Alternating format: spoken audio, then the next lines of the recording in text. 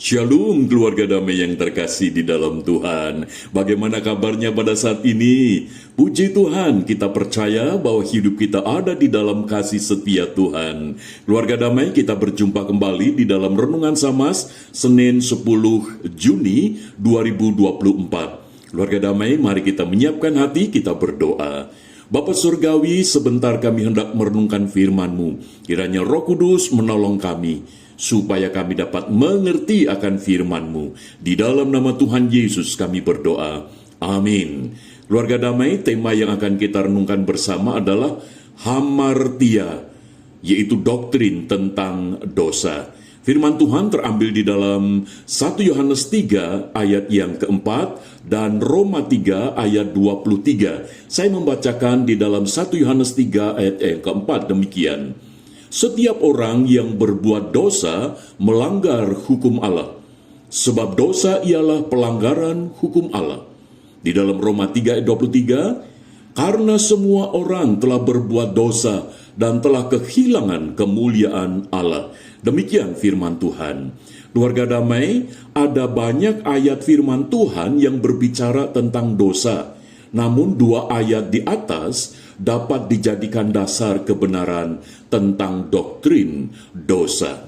Ada beberapa kata yang menjelaskan tentang dosa, namun kata hamartia ini cukup mendasar untuk mengerti arti dan makna tentang dosa. Kata hamartia artinya dosa. Nah, di dalam 1 Yohanes pasal 3 ayat yang keempat, dosa adalah pelanggaran hukum Allah, di mana Allah yang memberikan hukumnya pada awal mula yang dicatat di dalam kitab Kejadian pasal 2 ayat 16 dan 17, di mana hukum itu diberikan kepada manusia, yaitu kepada Adam dan Hawa, tentang pohon pengetahuan baik dan jahat. Namun manusia melanggar akan hukum Allah ini, sehingga manusia dikatakan berdosa. Manusia hamartia. Karena apa? Karena melanggar hukum Allah.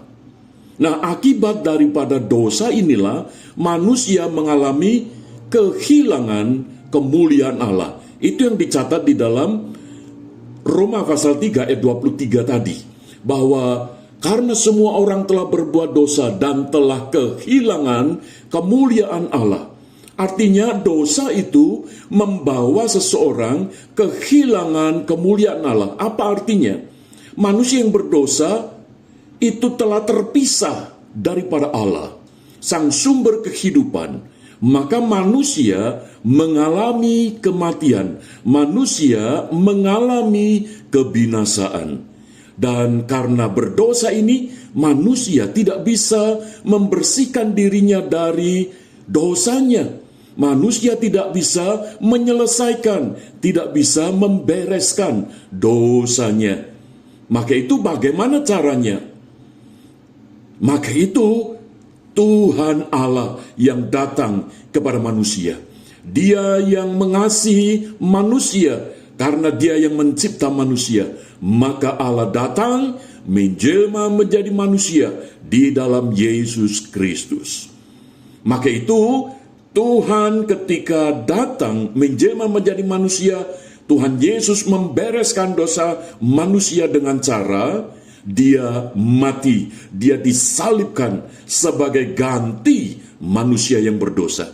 Sehingga setiap orang yang percaya kepada Yesus Kristus yang telah menyelesaikan, yang telah membereskan dan membersihkan dosa manusia, maka manusia tidak lagi kehilangan kemuliaan Allah, tidak lagi masuk di dalam kebinasaan, melainkan beroleh hidup yang kekal. Maka itu di dalam Injil Yohanes pasal 3 ayat 16, di sana dikatakan, karena begitu besar kasih Allah akan dunia ini, sehingga Ia telah mengaruniakan anaknya yang tunggal, supaya setiap orang yang percaya kepadanya, yaitu kepada Yesus Kristus, dikatakan tidak binasa, melainkan beroleh hidup yang kekal. Puji Tuhan, keluarga damai, hamartia, yaitu dosa, di dalam Yesus Kristus, kita mendapatkan pengampunan, kita mendapatkan penyelesaian. melalui Yesus yang mati di atas kayu salib. Maka itu doktrin tentang dosa ini menjadi penting. Dan ketika kita sudah diampuni dosa kita, kita telah dikuduskan. Maka satu waktu ketika kita meninggalkan dunia ini, kita tidak binasa, melainkan beroleh hidup yang kekal. Dosa kita telah dibereskan oleh Tuhan Yesus Kristus. Puji Tuhan, mari kita berdoa. Bapa Surgawi, kami mengucap syukur untuk firman-Mu. Kami boleh belajar tentang hamartia yang berarti dosa.